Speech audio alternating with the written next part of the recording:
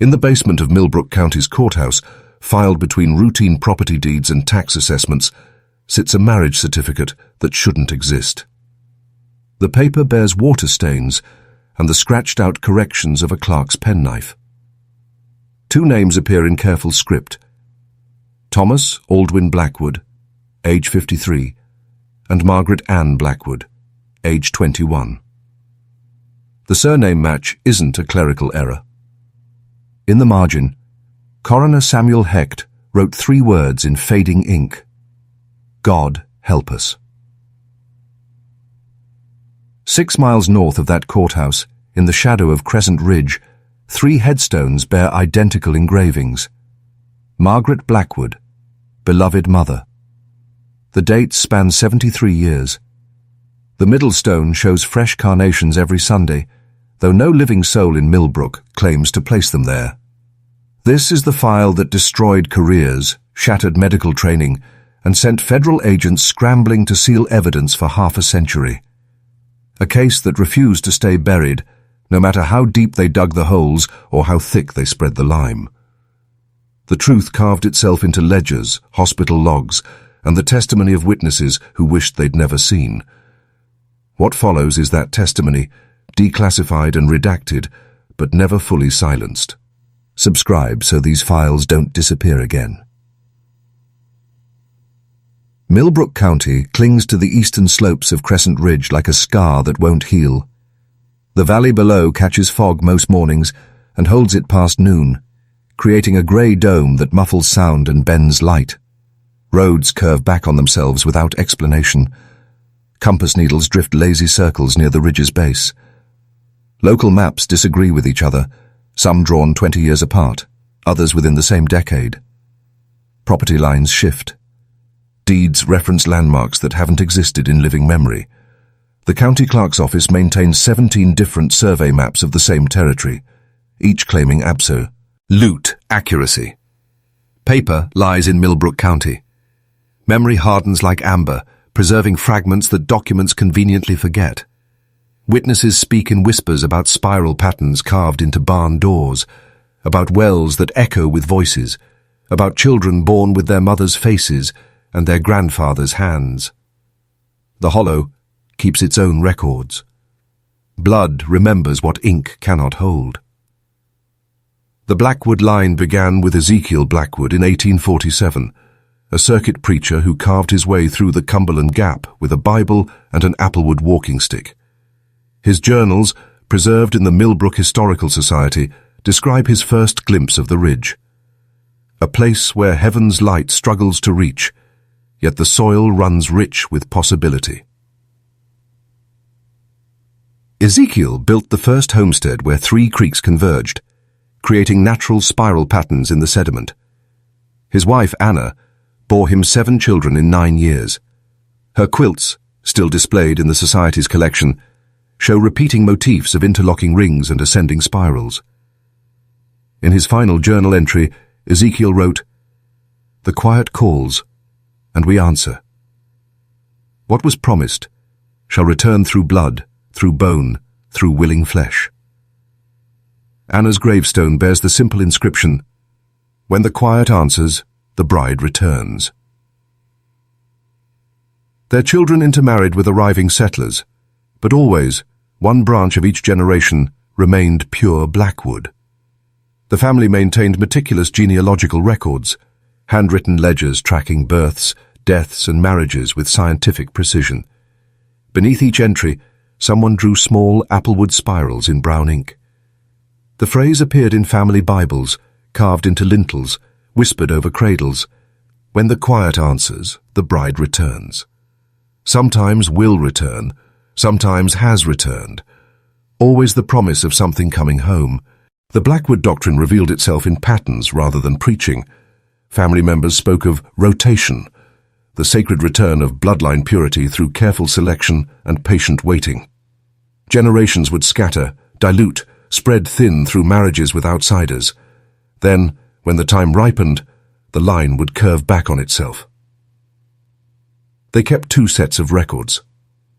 Public ledgers showed normal family trees, marriages to McAllisters, Hendersons, Crawfords. Private folios, bound in applewood and kept in the family chapel, revealed the true geometry of bloodline return. Page 47 of the Blackwood private folio bears a hand-drawn diagram, concentric spirals with names written along each curve. At the center, a thick spiral drawn in what appears to be dried blood. Beneath it, in Ezekiel's careful script, as above, so below, as within, so without. What ascends must descend. The rotation required sacrifice, not death, something more intimate. The surrender of choice, the acceptance of predetermined matches, the willingness to birth tomorrow's bride from today's womb. Each generation produced its keeper, one child who would guard the records, maintain the chapel, and ensure the spiral continued its inward turn. The Blackwood homestead grew like a tumor, adding rooms in spiraling additions that defied architectural logic. Corridors led to corridors that opened onto themselves. Windows faced windows across impossible distances. The basement extended deeper with each generation's expansion, carved into bedrock and lined with river stones. At the property's heart sat the family well, hand-dug and reinforced with fitted stone. Visitors noted its peculiar construction, 12 feet across at ground level, widening as it descended rather than narrowing. Voices echoed strangely from its depths, creating harmonies where single speakers should produce simple echoes. Fire Assessor Walt Drummond filed his report in 1953. Every wall in this structure refuses plumb, not by accident or settling, but by deliberate design. Load-bearing beams curve toward no visible focal point. Rooms exist with no apparent access. The building appears stable, yet defies fundamental principles of construction safety. In the basement chapel, rough-hewn pews arranged themselves in concentric semicircles around an altar carved from a single piece of applewood. The wood grain formed natural spiral patterns that seemed to shift under candlelight. Behind the altar, a mirror showed reflections that lagged slightly behind movement, faces appearing moments after bodies, creating doubled images of worshippers. Dr. Harrison Kemp received the letter in October 1954. The envelope bore no return address, only a wax seal pressed with the impression of an applewood ring. Inside, Margaret Blackwood's careful handwriting. Doctor, my time approaches. You are summoned to attend the return. Kemp was a practical man, newly graduated from Johns Hopkins, establishing his practice in rural medicine. The letter unsettled him, but the attached payment, gold coins worth more than 6 months' fees, convinced him to make the journey to Millbrook County. His private journal, donated to the Maryland Medical Historical Foundation after his death, preserves his first impressions. The Blackwood woman is 21 years old, married to her father-in-law after her husband's death in Korea. She shows no shame about the arrangement, speaking of it as fulfillment of family duty. Her pregnancy appears normal, though she insists the child knows its purpose. The journal's tone shifts abruptly on the 3rd day. Impossible. The ultrasound equipment shows readings that contradict basic biology. Mrs. Blackwood's abdomen produces echoes that suggest multiple heartbeats, yet physical examination confirms single. Pregnancy. She laughs when I express concern, a sound like overlapping voices. Kemp's final legible entry, dated 3 days later. The family chapel contains artifacts that predate the settlement of this region. Dolls carved from applewood, each bearing the same face repeated across decades. I have seen something that contradicts my training, my faith, and my understanding of the natural order. The remaining pages were torn from the journal. Margaret Blackwood's condition deteriorated as winter approached. Her skin grew translucent, revealing the dark network of veins beneath. Dr. Kemp noted that the vein patterns seemed to shift position between examinations, creating new configurations that mapped no known circulatory system. The monitoring equipment registered anomalous readings. Fetal heartbeat patterns suggested complex rhythms, not arrhythmia, but structured mathematical progressions. The obstetric nurse, Elizabeth Carver, wrote in her private notes, The sound through the stethoscope resembles chanting more than cardiac function. Mrs. Blackwood places her hand on her abdomen and whispers along with the rhythm. Margaret's eyes began changing colour, not gradually but in discrete sections. Her left iris developed a ring of amber that expanded outward from the pupil. She claimed she could see through time's layers and began describing events from the family's past with impossible accuracy. "She knows things," Kemp wrote. "Details about her great-grandmother's labour, about conversations that occurred before her birth. When I asked how she could know such things, she smiled and said, 'I was there. I'm always there. We return.'" The family gathered for vigil as her due date approached. They brought applewood carvings, faded photographs, and ledgers written in multiple hands spanning generations. In the chapel, they lit candles arranged in spiral patterns and hummed in harmonics that made the walls vibrate.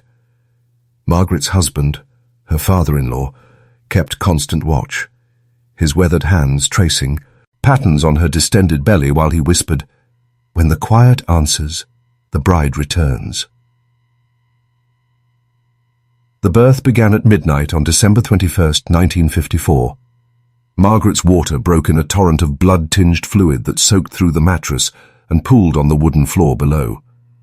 Dr. Kemp noted the unusual volume, far exceeding normal amniotic discharge, and the fluid's strange luminescence under lamplight.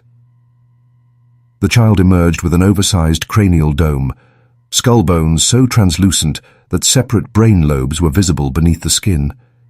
As Kemp watched, the skull split along suture lines that shouldn't have existed, creating a network of hairline fractures through which cerebrospinal fluid leaked in thin streams. The hands were wrong, 7 fingers on each, arranged in spiral fans with split nail beds that bled at the cuticles. The limbs emerged at impossible angles, fused together like twisted vines before separating with wet, tearing sounds. Seams opened along what should have been bone joints, revealing pink tissue and white cartilage fragments. Multiple eyes tracked independently across the child's face, some brown like Margaret's, others the pale blue of long-dead ancestors. Vitreous humor leaked from the corners, creating crystalline tracks down skin so thin that capillary networks showed like road maps beneath.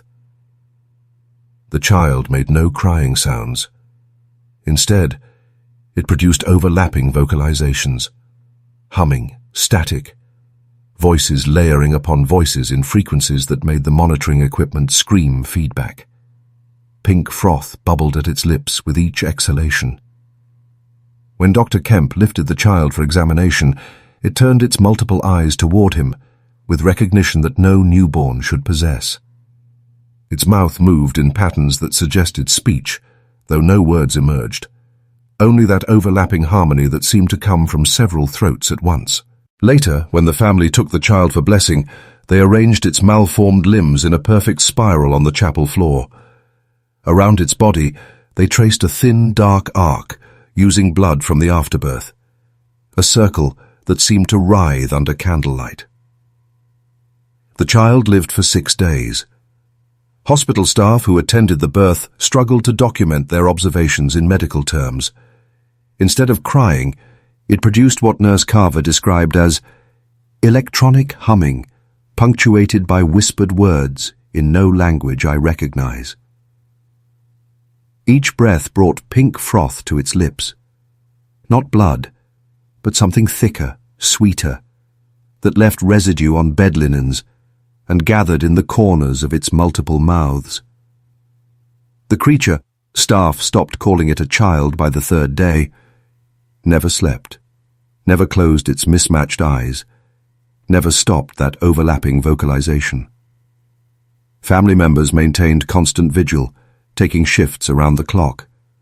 They brought items from the homestead, carved applewood figures, daguerreotypes of long-dead relatives, pages torn from family Bibles. The child's eyes tracked these objects with obvious recognition, its breathing patterns changing in response to specific photographs. On the 4th day, it began recognizing visitors. When Margaret's elderly aunt entered the room, The child's vocalizations shifted to match her voice patterns from decades past. When the family patriarch approached, it produced sounds that witnesses swore matched the speech patterns of his deceased father. Dr. Kemp found himself torn between medical obligation, scientific curiosity, and growing nausea.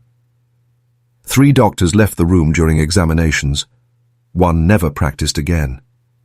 The attending nurses requested transfers to other wards, claiming the child's presence made them physically ill. On the 6th day, the vocalizations stopped, the multiple eyes fixed on a single point near the ceiling. The pink froth ceased bubbling. What remained was something that had never quite been human, arranged in its spiral position with arms and legs twisted at angles that suggested ancient religious iconography more than infant mortality. The unmarked sedans arrived before dawn on December 28, 1954.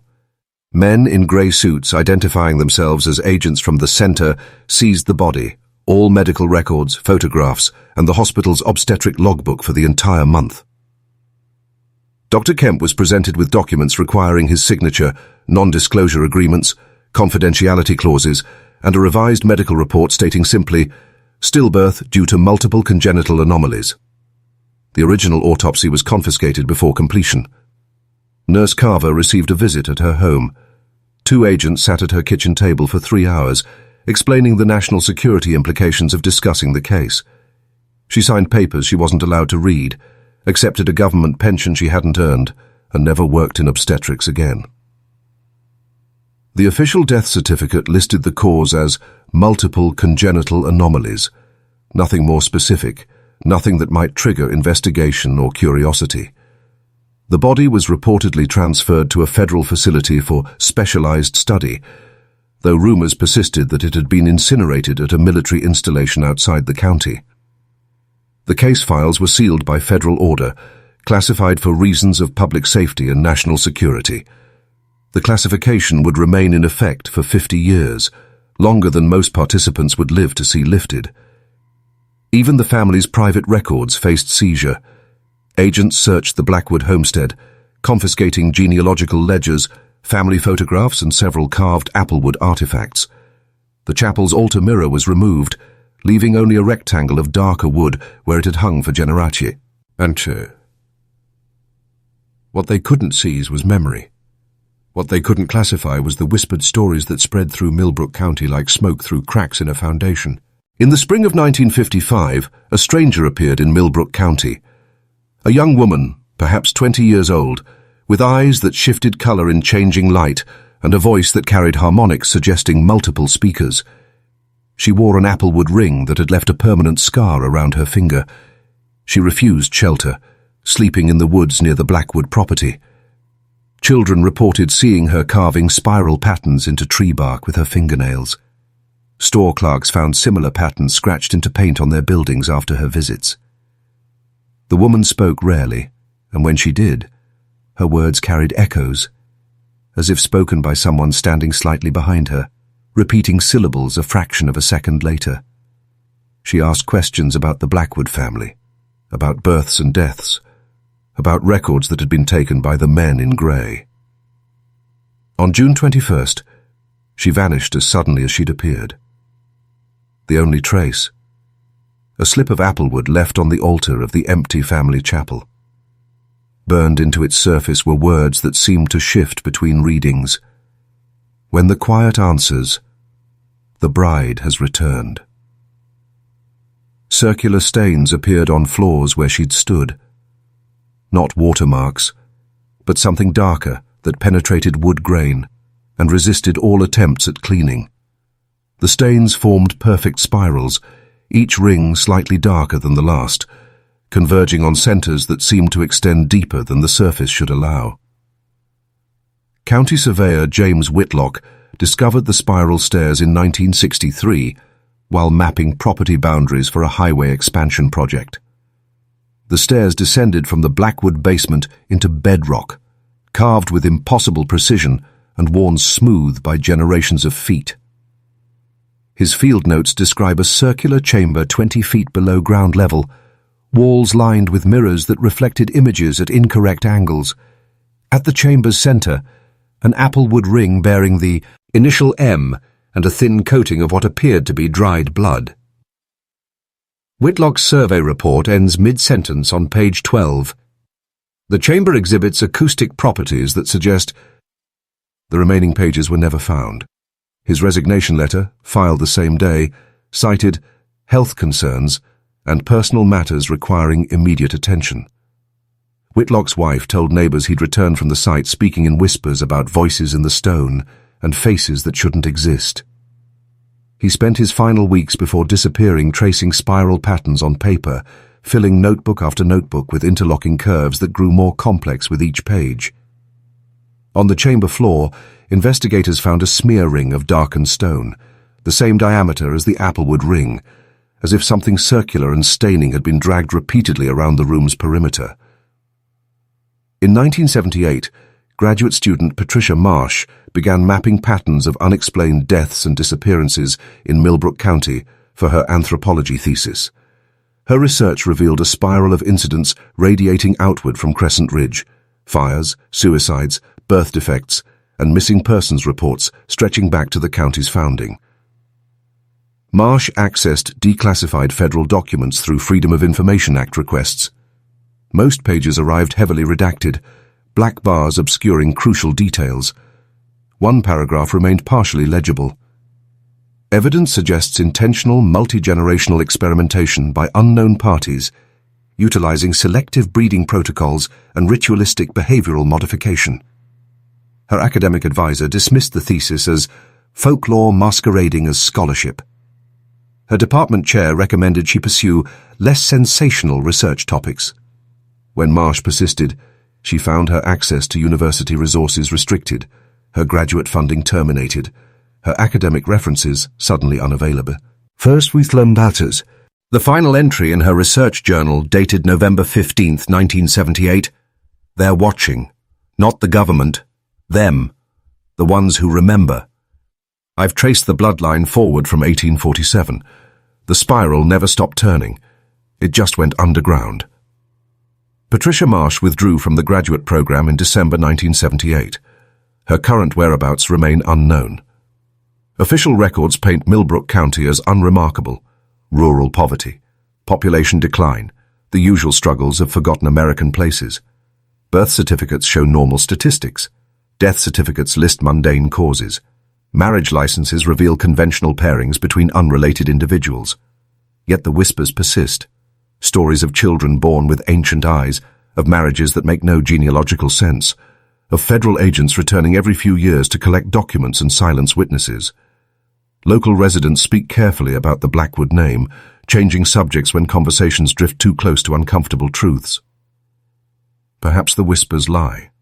Perhaps federal classification serves legitimate purposes. Perhaps the anomalous births were simply genetic accidents in an isolated population. But blood remembers what documents forget. And somewhere in the hollow between Crescent Ridge and the valley floor, the quiet keeps answering. The applewood ring surfaced again in 2004, found in a safety deposit box, registered to a name that appeared on no official records. Bank officials noted the registration signature matched entries in 19th century Blackwood family ledgers, written in an identical hand across spans of time that should have made such consistency impossible. Inside the box, genealogical charts tracing bloodlines through the present day, birth certificates for children who don't appear in public records, and a single photograph of a hospital room where something that was not quite human lay arranged in a spiral pattern on blood-stained tiles. On the photograph's reverse, written in careful script that echoed generations of family records, "When the quiet answers, the bride returns." The image burns itself into memory. That translucent skull split along impossible sutures, those spiral-fanned fingers reaching towards something beyond the camera's frame. Those multiple eyes reflecting light that shouldn't exist in any medical facility. What happened in that room in 1954? What continues happening in the hollow where federal agents still visit and documents still disappear? Tell me in the comments what you think the Blackwood bloodline was truly breeding toward. Vote for which sealed case I should investigate next. And remember, some files refuse to stay buried. no matter how deep they dig the holes. The spiral always curves back on itself, the quiet never stops calling, and somewhere in America's forgotten places, the bride is always returning,